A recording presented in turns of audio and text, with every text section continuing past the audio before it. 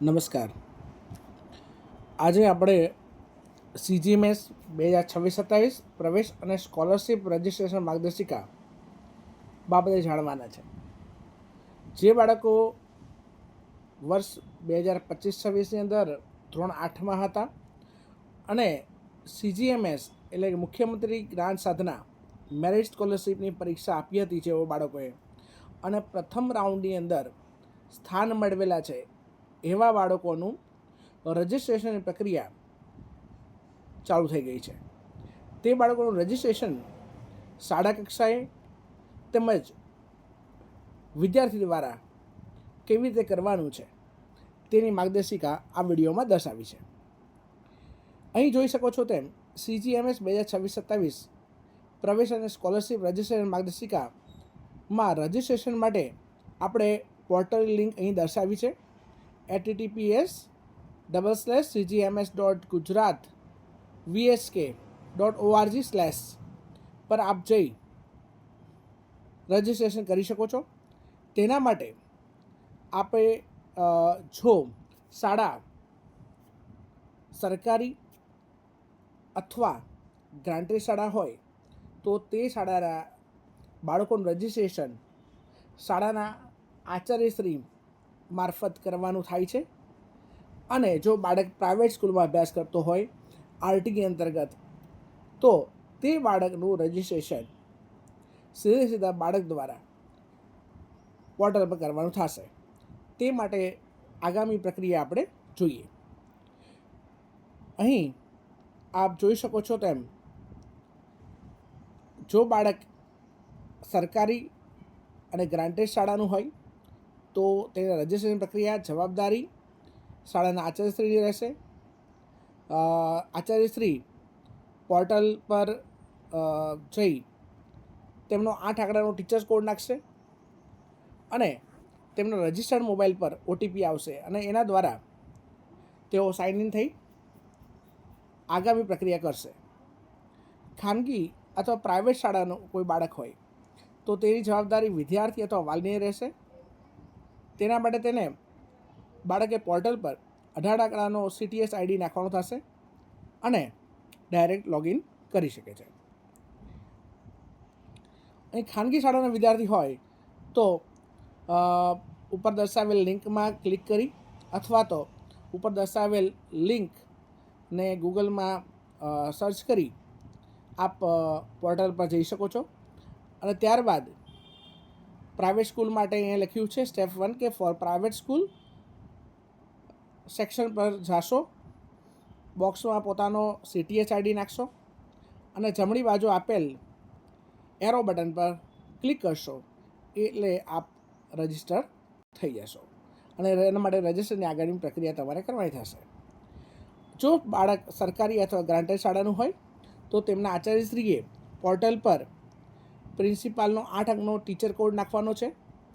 ત્યારબાદ તેમનો mobile number by default તેમાં આવી જશે અને એના પર સેન્ડ OTPના ઓપ્શન પર ક્લિક કરશું એટલે આપને મેસેજમાં OTP આવશે અને એ OTP આપે વેરીફાઈ કરાવશો એટલે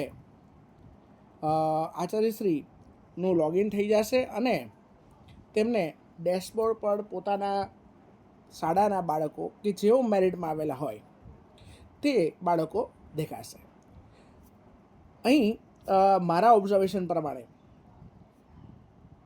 ST કેટેગરીના બાળકો કે જેઓએ CGMSની પરીક્ષા આપેલી અને 40 કે તેથી વધુ માર્ક્સ મેળવેલ છે તેવા બાળકો, SC કેટેગરીના બાળકો કે જેઓએ 50 કે વધુ માર્ક મેળવ્યા છે તેવા બાળકો અને જનરલ અને OBCના બાળકો કે જેઓએ 60 કે તેથી વધુ માર્ક મેળવ્યા છે તેવા બાળકો મેરિટમાં આવ્યા છે. તેવા બાળકો આપને ડેશબોર્ડ પર દેખાશે અને તે બાળકના નામની સામે રજિસ્ટર એવું ઓપ્શન આવ્યું હશે. તેના પર ક્લિક કરી આચાર્યશ્રી આગામી રજિસ્ટ્રેશનની પ્રક્રિયા કરશે. તેના માટે ધારો કે કોઈક બાળક છે એના નામની સામે જે રજિસ્ટ્રેશન લખ્યું છે એના પર ક્લિક કરે છે આચાર્યશ્રી તો તેની સામે તે બાળકની વિગતો આવી જશે. સાથે સાથે એક ઓપ્શન બર્થ સર્ટિફિકેટનો અપલોડ કરવાનો આવશે. તેમાં બાળકનું જન્મ પ્રમાણપત્ર જેપીજી, જેપીઈજી, પીએનજી, પીડીએફ ફોર્મમાં એ ફોટો અપલોડ કરી શકશે અને મેક્સિમમ 5 MBથી વધારેની ફાઇલ મોટી હોવી ના જોઈએ.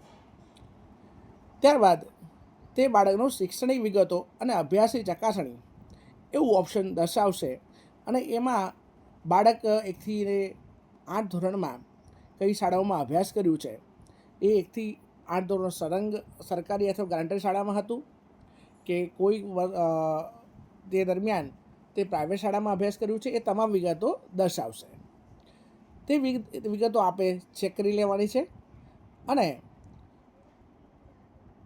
જો બાળક 1થી 8 ધોરણ સળંગ ગવર્મેન્ટ યા તો ગ્રાન્ટેડ શાળામાં ભણ્યું છે તો તેની સામે આપણે યસ ઓપ્શન ક્લિક કરીશું.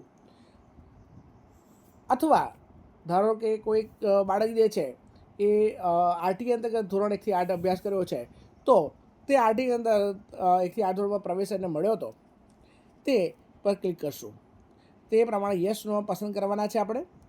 અને આવી રીતે જો ધારો કે બાળક જે છે એ આરટી અંતર્ગત હોય તો ત્યાં આવી રીતના ફ્લેગ દર્શાવશે. ત્યારબાદ સામાજિક શ્રેણી અને દિવ્યાંગતાની વિગતો. બાળક જે કેટેગરીમાં આવે છે તે આપણે સિલેક્ટ કરવાનું છે. તે અંગેનું પ્રમાણપત્ર આપણે અપલોડ કરવાનું થશે. સાથે સાથે બાળક જો દિવ્યાંગતા કંઈક ધરાવતું હોય તો તે દિવ્યાંગતા બાબતની આપણે ડિટેલ અહીં એડ કરવાની છે. એમના દિવ્યાંગતા 40% વધુ કેટલા પર્સન્ટેજ વાઇઝ છે તે આપણે દર્શાવવાનું છે અને સાથે સાથે એનું પ્રમાણપત્ર પણ આપણે અપલોડ કરવાનું છે. અને સાથે વિદ્યાર્થી જે યોજના લાયક હશે તે તમામ યોજનાઓ સ્ક્રીન પર દેખાશે.